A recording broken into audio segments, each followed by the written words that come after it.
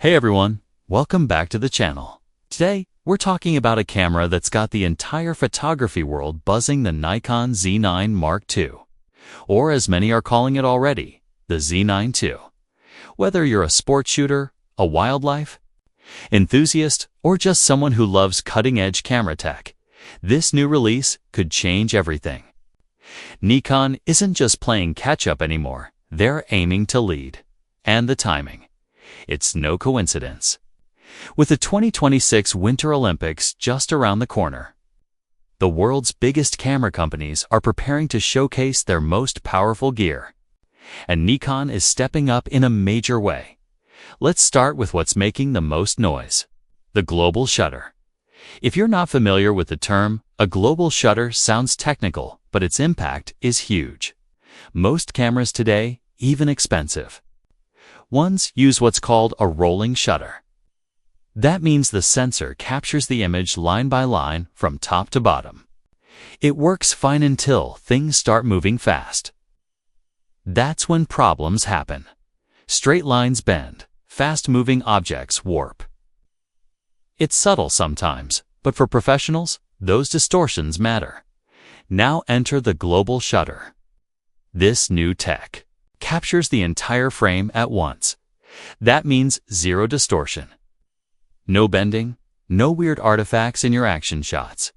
Whether you're filming a race car, a bird in mid-flight, or a fast-paced boxing match, everything looks clean and sharp. For sports shooters, wildlife photographers, and even filmmakers, this could be a game changer. And if Nikon pulls this off well, they'll be the first major brand to bring a global shutter to a full-frame camera without any compromises. There's another big benefit to flash sync speed. With rolling shutters, your flash has to fire in sync with the scan. But with a global shutter, it can fire at any point in the exposure. That opens the door to more creative lighting options. You can freeze action more precisely. You can work in tougher lighting situations with confidence. It's a small change on paper, but a massive one in practice. Now, global shutters do have trade-offs. Traditionally, they haven't been as strong in low light. Dynamic range, how well the camera handles the darkest shadows and brightest highlights, has also been an issue.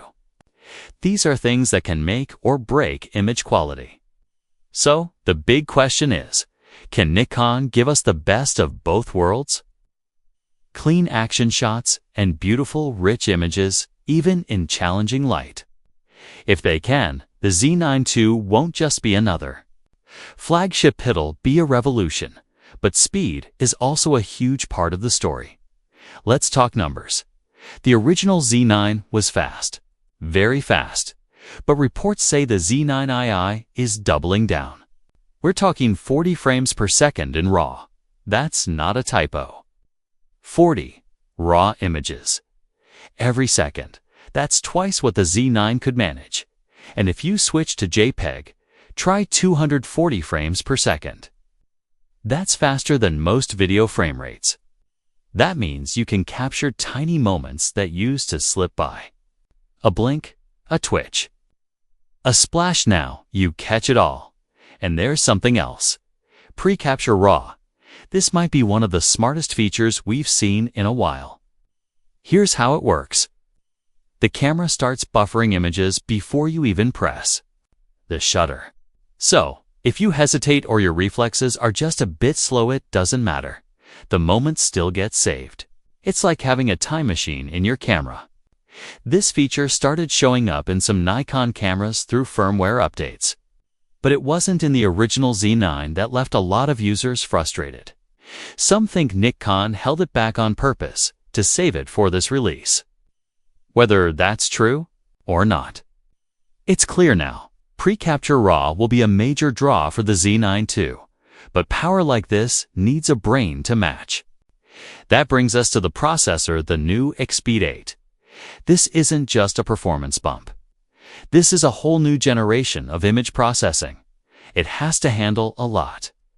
Global shutter data, ultra-high frame rates, 8K video, complex autofocus tracking, live previews. menu controls all without overheating. It's a tall order, but Nikon seems ready. The Z9II is also expected to push video further. We're hearing about 8K support, high frame rate 4K, more flexible video profiles.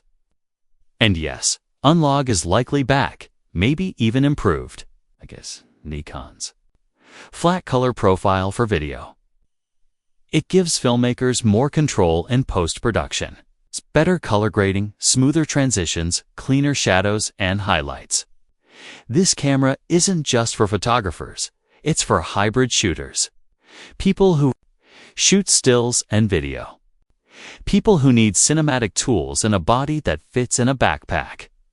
Now, let's talk about the real-world stuff. Heat, build, size. Every high-performance camera has to deal with heat.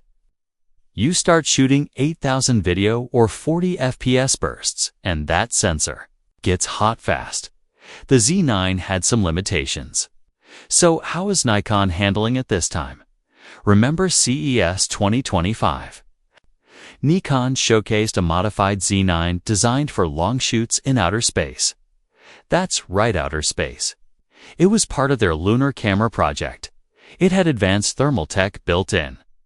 Now, we don't expect space-grade cooling in the Z9 II, but if even a piece of that technology makes it to the final model, we could see major improvements in thermal performance. As for the body itself, don't expect it to be small. The Z9 was a big camera. The Z9 II probably will be too. That might turn off some casual shooters, but for pros, it's ideal. Bigger bodies handle better with long lenses. They offer better balance, more buttons, more ports. They just work better. In professional hands, let's shift to the competition. Because Nikon isn't alone, Sony is working on its A1 successor. Canon is prepping its EOS R1. These cameras will be fierce. High-speed shooting, killer autofocus, amazing video tools, just like the Z9 II. So what sets Nikon apart? Right now, the global shutter. If Nikon launches the first full-frame mirrorless camera with a global shutter and no major compromises, that gives them a serious edge, a headline feature, something the others don't have yet. But it won't come cheap. The original Z9 launched at $5,499. That was seen as aggressive pricing at the time. Now, expect more. Inflation, supply chain issues, new tech. Experts believe the Z9 II will land between $5,999 and $6,499. That's before you factor in lenses, memory cards, batteries, and accessories.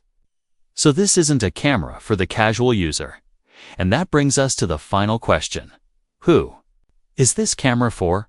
Let's be honest. It's not for beginners. Not even close. The Z9 was already complex. The Z9 II will likely be even deeper.